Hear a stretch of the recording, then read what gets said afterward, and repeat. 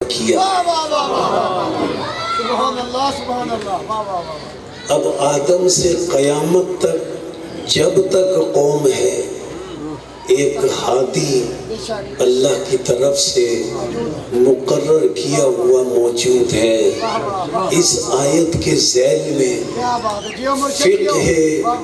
فقہ جعفریہ والوں کے علاوہ کوئی بتائے کہ وہ ہادی کون ہے آج جسے اللہ نے مقرر کیا ہوا ہے۔ فقہ جعفریہ والوں کے علاوہ کوئی نہیں بتا سکتا، اور ہم بتائیں اسی ہادی کا نام امام زمانہ ہے۔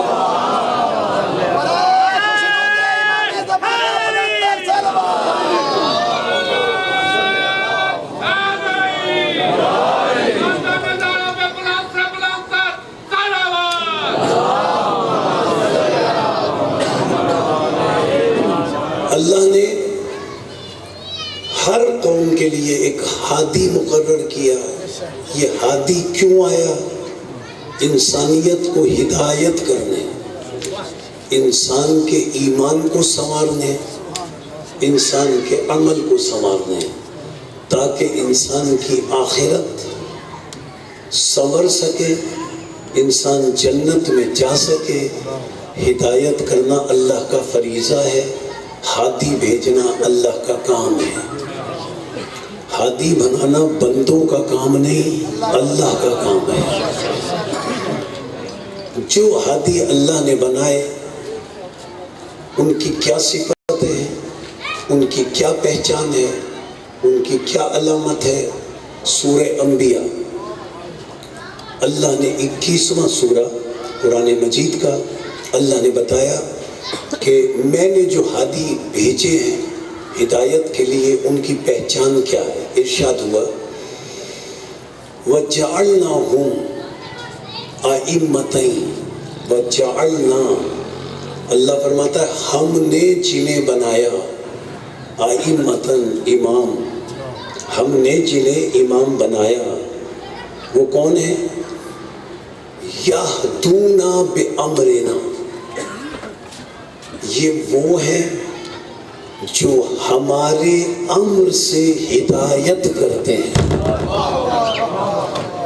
جو ہمارے امر سے ہدایت کرتے ہیں۔ جو اللہ کے امر سے ہدایت کرے اسی کو اولی الامر کہتے ہیں۔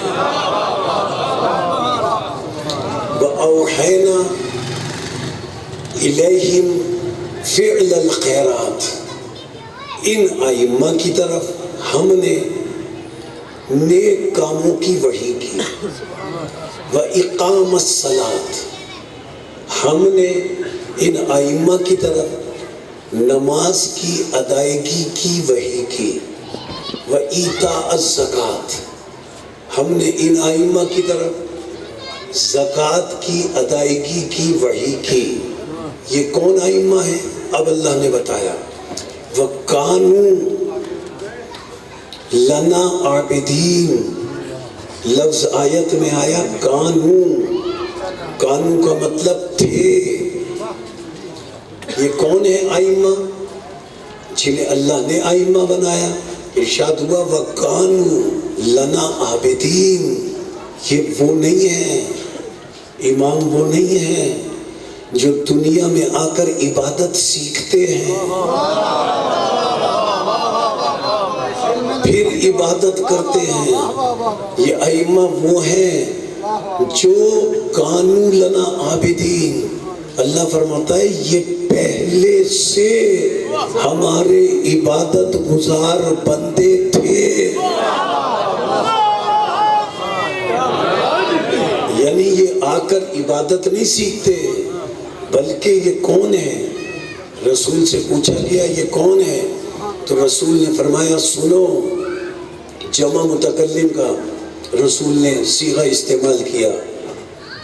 رسول نے فرمایا سنو، سجدنا فسجدت الملائکہ، سنو آدم سے قبل ہم محمد و آل محمد کے سجدوں کو دیکھ کر فرشتوں نے سجدے کرنا سیکھے.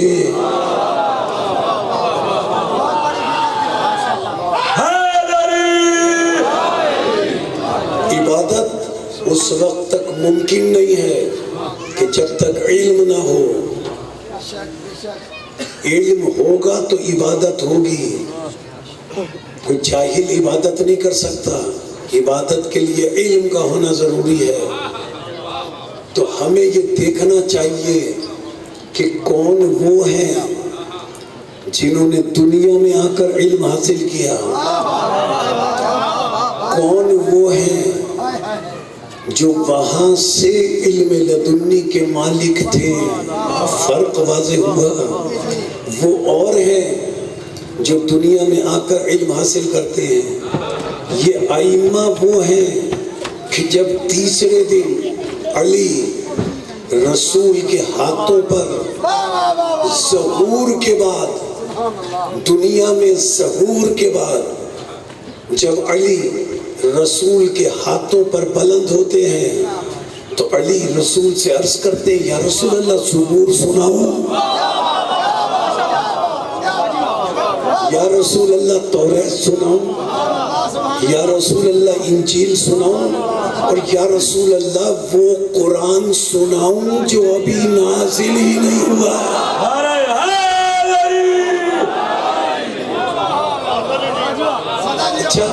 اچھا حضرت علی نے ظہور کرتے ہی قرآن سنایا. علی کون ہے؟ فقہ جعفریہ کا عقیدہ ہم ممبر سے بیان کرتے ہیں. کوئی غلط فہمی نہ رکھے کہ ہم علی کو خاتم النبیین سے بڑھا دیتے ہیں. نہیں، ہم علی کو خاتم النبیین سے نہیں بڑھاتے.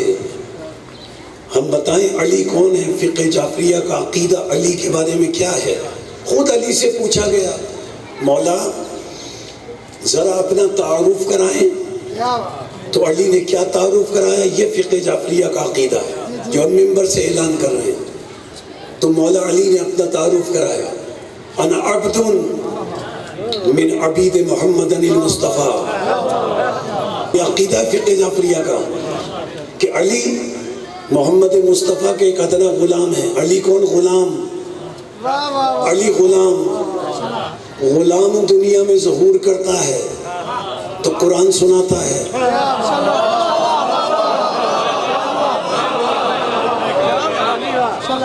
اچھا غلام دنیا میں ظہور کرتا ہے تو قرآن سناتا ہے. اس غلام کے آقا رسول جب اس غلام کے آقا رسول نے دنیا میں ظہور کیا تو انہوں نے تو قرآن سنایا نہیں. جب رسول کا غلام حضرت علی علیہ السلام دنیا میں ظہور کرتے تو قرآن سناتے. جب حضرت علی کے آقا رسول خاتم نے دنیا میں ظہور کیا تو رسول خاتم نے تو دنیا میں ظہور کرتے قرآن نہیں سنایا. وجہ کیا تھی؟ حکمت کیا تھی؟ عزیزان محترم بات یہ تھی جب علی نے ظہور کرتے ہی قرآن سنایا. اس لیے سنایا علی نے ظہور کرتے ہی قرآن علی نے اس لیے سنایا کہ رسول تصدیق کرنے والے موجود تھے کہ یہ قرآن ہے.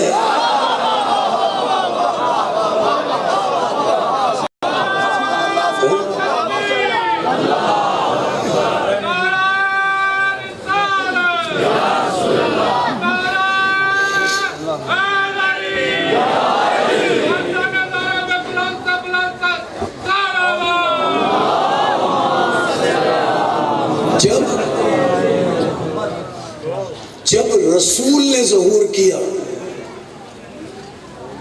جب رسول نے ظہور کیا اگر کوئی تصدیق کرنے والا موجود ہوتا کہ یہ قرآن ہے تو رسول بھی سناتے.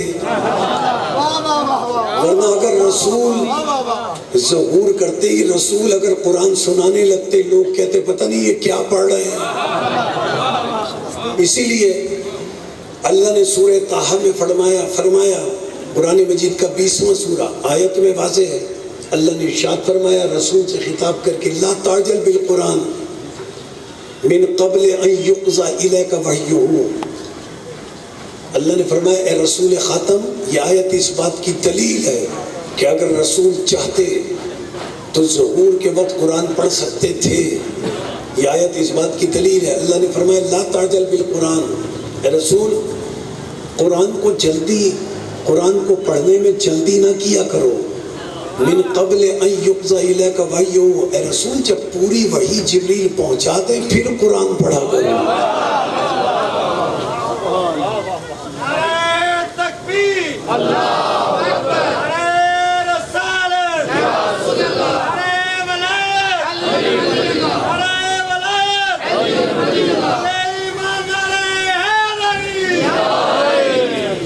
تفسیر صافی میں کشاف حقائق امام جعفر صادق علیہ السلام امام ارشاد فرماتے ہیں کہ ملائکہ سے ایک عرفہ اور اعلیٰ قوت ہے جو روح القدس ہے، اور اللہ نے روح القدس کو اپنے اذن سے بے پناہ قوتیں عطا کی ہیں، اور اللہ نے ملائکہ کو بے پناہ قوتیں عطا کی ہیں. پھر امام ارشاد فرماتے ہیں کہ اللہ نے روح القدس کو اور ملائکہ کو ہم محمد و آل محمد کا ماتحت اور تابع قرار دیا ہے. اب دیکھ لیں یہ ملائکہ کیا کرتے ہیں. ملائکہ اسرائیل زندگی کے سلسلے میں مدد دے، میکائیل زندگی کے سلسلے میں مدد دیتے ہیں، اسرائیل اذن الہی سے موت دیتے ہیں. فرشتے زندگی کے سلسلے میں اذن الہی سے مدد دیتے ہیں، فرشتے موت دیتے ہیں اذن الہی سے، فرشتے بادل چلاتے ہیں، ایسا ہی ہے نا. فرشتے بارش برساتے ہیں، فرشتے ماں کے بدن میں بچے کی تصویر بناتے ہیں، فرشتے بدن میں روح کا القاء کر کے زندگی دیتے ہیں. فرشتے سارے کام کرتے ہیں. اور امام فرماتے ہیں یہ فرشتے جو یہ سارے کام کرتے ہیں یہ ہمارے ماتحت ہیں، یہ فرشتے ہمارے تابع ہیں، ہمارے ماتحت ہیں. تو یہ تو ممکن ہی نہیں ہے کہ فرشتے جو ماتحت ہوں وہ زندگی دے سکیں اور موت دے سکیں، اور فرشتے جس کے ماتحت ہوں وہ نہ زندگی دے سکے نہ موت دے سکے. اسی لیے اللہ نے فرمایا سورہ تغابن قرآن مجید کا 64واں سورہ، اللہ ارشاد فرماتا ہے فآمنوا باللہ ورسولہ والنور الذی انزلنا. اللہ فرماتا ہے اے لوگوں کہ کوئی ایمان لانے کا یہ طریقہ ہے آیت میں جو بتایا، آمنوا باللہ اللہ پر ایمان لاؤ، والرسولہ اور اس کے رسول پر ایمان لاؤ. اگر کلمہ یہاں ختم ہو جاتا تو آیت یہاں ختم ہو جاتی، لیکن آیت آگے بڑھی، اللہ پر ایمان لاؤ، باللہ ورسولہ رسول پر ایمان لاؤ، والنور الذی انزلنا. اور دیکھو اللہ اور رسول پر ایمان لانے کے بعد والنور الذی انزلنا، اس نور پر ایمان لاؤ جو دنیا میں پیدا نہیں ہوا، نازل ہوا ہے، جس نے دنیا میں ظہور کیا ہے. ہمارے 14 معصوم ہیں، 14 کے 14 نے دنیا میں ظہور کیا ہے. یہ دنیا میں پیدا نہیں ہوئے، لیکن ارباب علم کے لیے جملہ کہہ دوں، یہ دنیا میں پیدا نہیں ہوئے، انہوں نے ظہور کیا.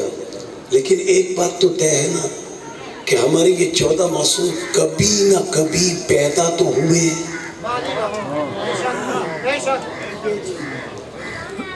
عجیب جملہ کہہ رہا ہوں، کبھی نہ کبھی پیدا تو ہوئے. کیوں یہ پیدا ہوئے؟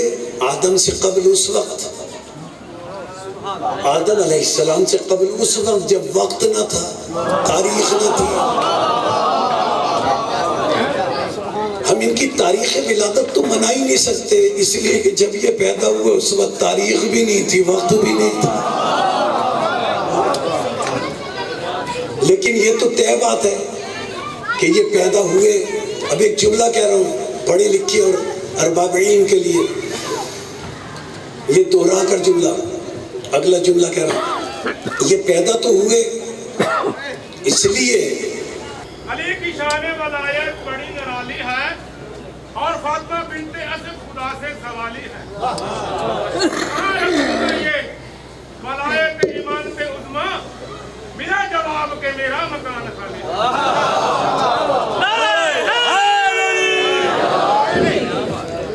اچھا میں نے یہ جملہ عرض کیا، آواز نہیں پہنچی تو دوبارہ عرض کر دوں کہ محمد و آل محمد علیہ السلام وہ ہستیاں ہیں جو پیدا تو ہوئیں. اب یہ اور بات ہے کہ اس وقت پیدا ہوئی آدم سے قبل، جب نہ وقت تھا نہ تاریخ تھی.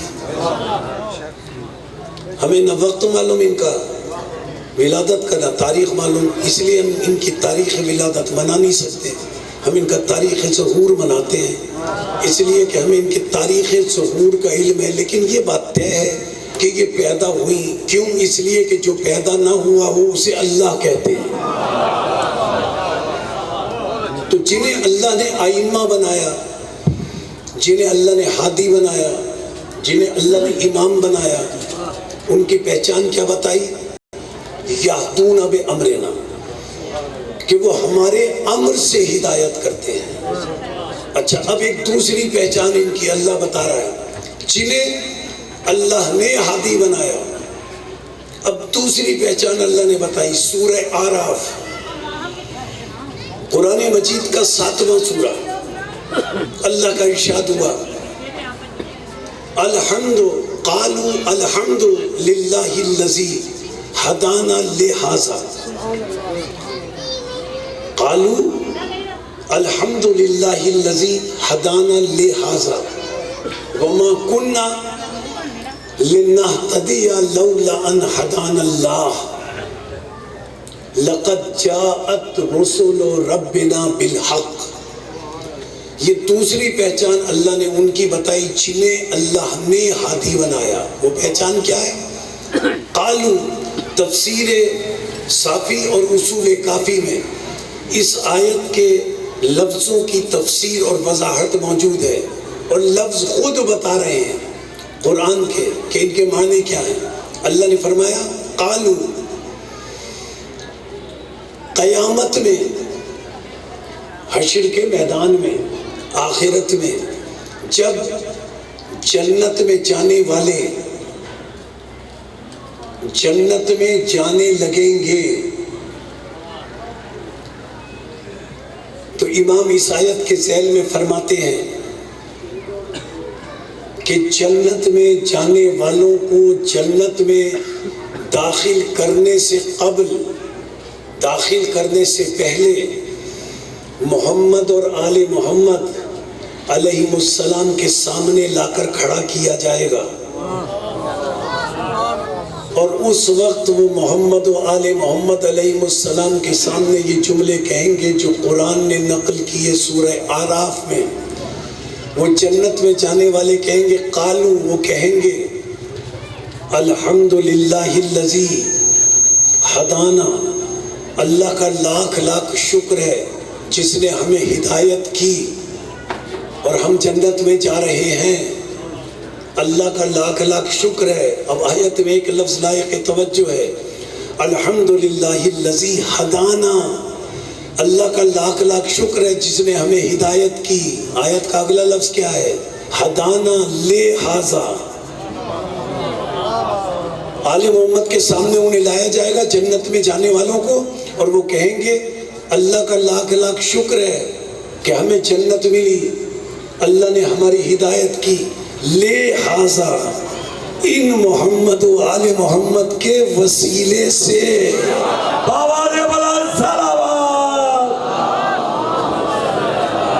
اچھا حاضہ کا لفظ ذہن میں محفوظ رکھیں. حاضہ وہ اشارہ کریں گے، محمد اور آل محمد کی طرف اشارہ کریں گے. حاضہ हाजा माने ये, इनकी वजह से। हाजा इशारा है, मुशारुन इलैह होंगे मोहम्मद वाले मोहम्मद, ये हाजा का लफ्ज ज़हन में रखें। अच्छा, ये तो जन्नत में जाने वाले हैं जो कहते हैं हाजा, इनकी वजह से जन्नत मिली। अब जो जहन्नुम में जा रहे हैं क़यामत में, सूरह फुरक़ान कुरान मजीद का 25वां सूरा, जब लोग जहन्नुम में जाने लगेंगे तो रसूल अकरम अल्लाह की बारगाह में एक जुमला अर्ज करेंगे। उसे अल्लाह ने सूरह फुरक़ान में नकल किया। रसूल क्या कहेंगे? 25वां सूरा सूरह फुरक़ान, जहन्नुम में जाने वाले जब जहन्नुम में जाने लगेंगे तो रसूल अल्लाह की बारगाह में कहेंगे, या रब्बे, ऐ मेरे परवरदिगार, इन्ना कौमी, मेरी उम्मत ने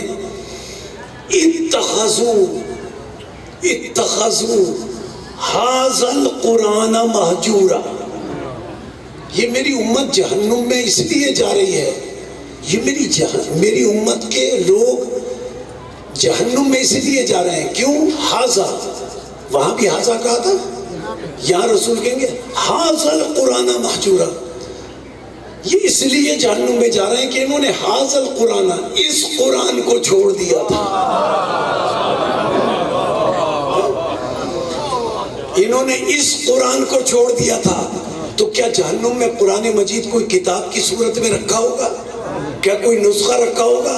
मरसूम फरमाते हैं कि हश्र में कोई नुस्खा कुरान का नहीं रखा होगा, बल्कि रसूल अली की तरफ इशारा करके कहेंगे हाज़ल कुरान महजूरा, मेरी उम्मत जहन्नुम में इसलिए जा रही है कि इन्होंने हाज़ल कुरान, इस अली को छोड़ दिया था, इस कुरान नातिक को छोड़ दिया था।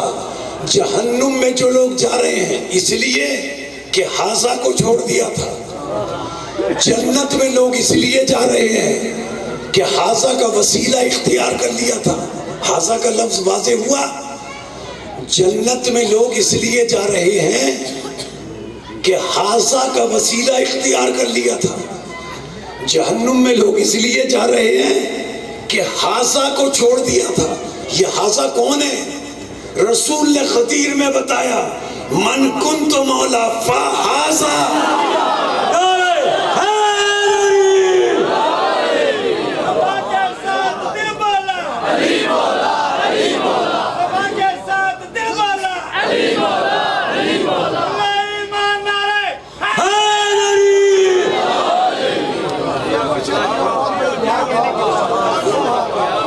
अच्छा, मैं खतीब नहीं पढ़ना चाहता, हिदायत के हवाले से बात को आगे बढ़ाना चाहता हूँ, लेकिन एक बात अर्ज कर दूं। यहाँ आयत सबको याद है, सूरह माइदा की, बच्चों को भी याद है। वो आयत पढ़ के उसका आखिरी जुज़, जिसके ऊपर एक बात कहता हूँ आगे बढ़ जाऊँ। ये आयत तो सबको याद है ना, या अय्युहर रसूल बल्लिग मा उनज़िला इलैका मिन रब्बिक व इन लम तफ़अल फमा बल्लग़्ता रिसालता वल्लाहु यासिमुका मिनन नास। अब इसके बाद क्या है? इन्नल्लाह ला यहदिल कौमल काफिरीन। गदीर है, आयत गदीर में नाजिल हुई। अगर ये आयत मक्के में नाजिल होती, अब अल्लाह क्या फरमा रहा है?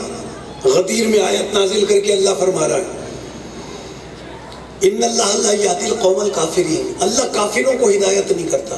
या अल्लाह, अगर ये आयत मक्के में नाजिल होती, हमारी समझ में आ जाता कि काफिर मक्के में थे।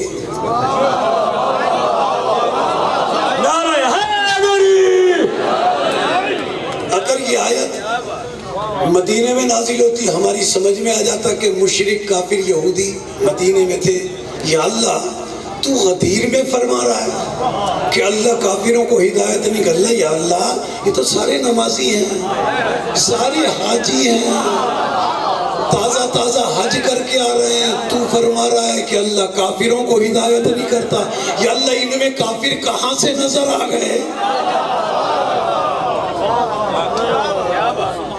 ये आयत है ना, अल्लाह फरमा रहा है काफिरों को हिदायत नहीं करता। अब मैं यही तो अर्ज करके आगे बढ़ जाऊं कि ये गदीर में काफिर आए कहाँ से? वो तो सारे 1,20,000 1,24,000 सारे मुसलमान थे, सारे हाजी थे, सारे नमाजी थे। یہ اللہ نے کیوں فرمایا کہ اللہ کافروں کو ہدایت نہیں کرتا؟ دیکھیے عزیزان محترم، ایک بات اس کی تمہید میں عرض کرنی پڑے گی، پھر یہ بات واضح ہو جائے گی۔ اور وہ بات کیا تمہید میں عرض کروں گا؟ تمہید میں بات میں یہ عرض کروں گا کہ اللہ کی جتنی صفتیں ہیں وہ اس کی ذات کا عین ہے، اور صفتیں اگر ذات کا غیر ہوں تو اسے مخلوق کہتے ہیں۔ اچھا، بچوں کو سمجھانے کے لیے عرض کروں، صفتیں ذات کا غیر ہوں، کیا مطلب؟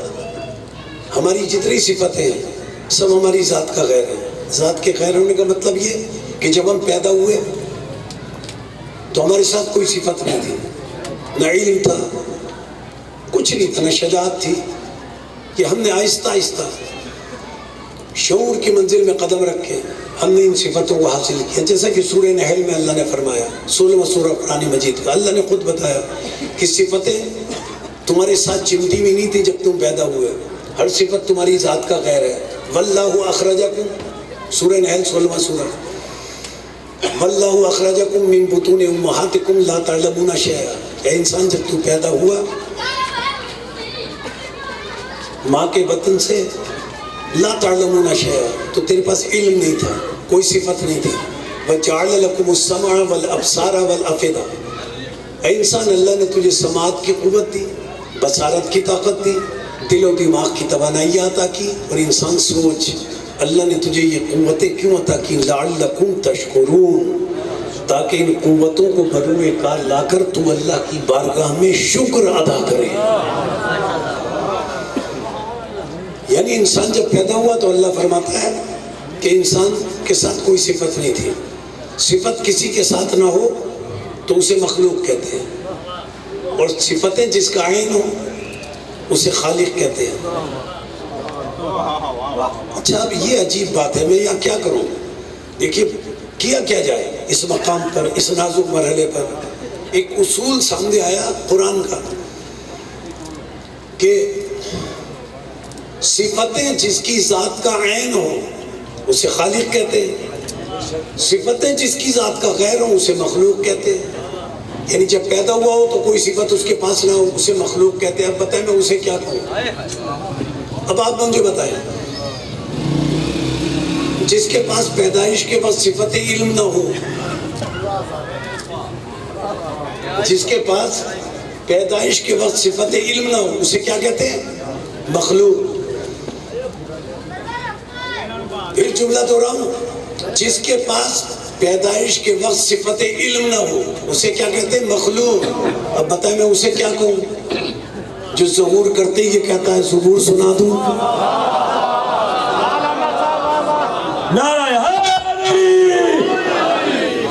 توریت سنا دوں، اور وہ واقعہ تو آپ کو پتہ ہے، ایک جملے کے لیے عرض کر دوں، وہ واقعہ آپ کے ذہنوں میں محفوظ ہوگا، بچوں کو بھی وہ واقعہ یاد ہے، صرف عرض کر دوں اور ایک جملہ کہہ کر آپ کو یاد دلا دوں۔ حضرت علی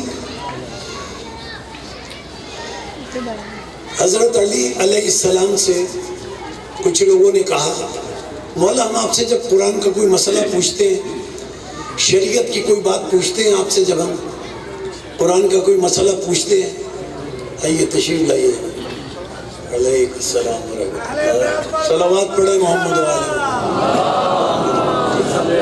برائے صحت و سلامتی علماء حق کا بلند تر صلوات۔ اچھا جناب،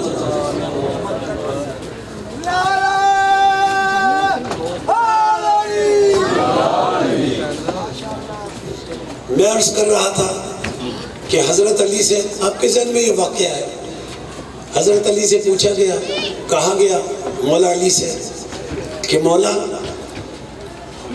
جب ہم آپ سے قرآن کا کوئی مسئلہ پوچھتے ہیں، جب ہم آپ سے قرآن کی کوئی بات، دین کا کوئی مسئلہ، شریعت کی کوئی بات ہم آپ سے پوچھتے ہیں، ہم آپ سے سوال کرتے ہیں، مولا آپ غور نہیں کرتے،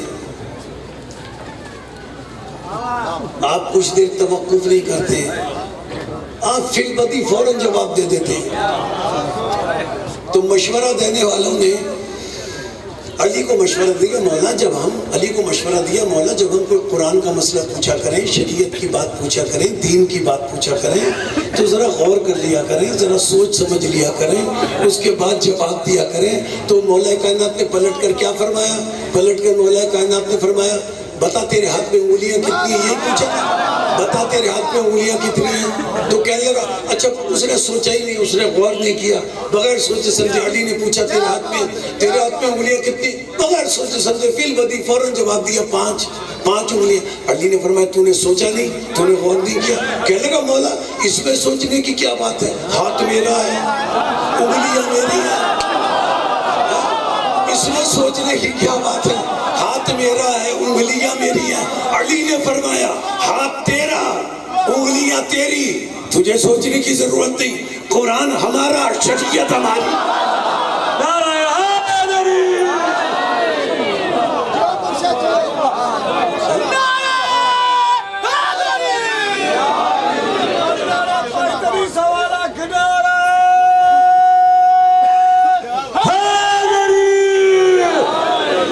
اچھا میں یہ بات اس مقام تک اس لیے آئی، میرے بھائی، میرے عزیز، میرے دوست قبلہ تشریف لے آئے ہیں، اور میں بس بات کو اپنی مکمل کرنا چاہتا ہوں نتیجے تک لے جا کر۔ توجہ کیجئے گا، میں کیا عرض کر رہا تھا کہ صفتیں، بہت توجہ، ارباب علم توجہ کریں، صفتیں جس کی ذات کا عین ہو اسے خالق کہتے ہیں، صفتیں جس کی ذات کا غیر ہو اسے مخلوق کہتے ہیں۔ اچھا میں مسئلہ کیا حل کر رہا تھا، ذہنوں میں ہے ان اللہ لا یاتی القوم الکافرین، یہی بات تھی نا کہ غدیر میں کافر کہاں سے آ گئے، جو میں یہ بات تمہیداً عرض کر رہا ہوں تاکہ وہ بتا سکوں غدیر میں کافر آ کہاں سے گئے، ٹھیک ہے نا؟ ذہنوں میں بات یہ محفوظ رہے، کبھی آپ بھول جائیں تمہید سنتے سنتے۔ بات کیا طے ہوئی، پھر دہرانا پڑے گا، صفتیں جس کی ذات کا عین ہو اسے خالق کہتے ہیں، صفتیں جس کی ذات کا غیر ہو اسے مخلوق کہتے ہیں۔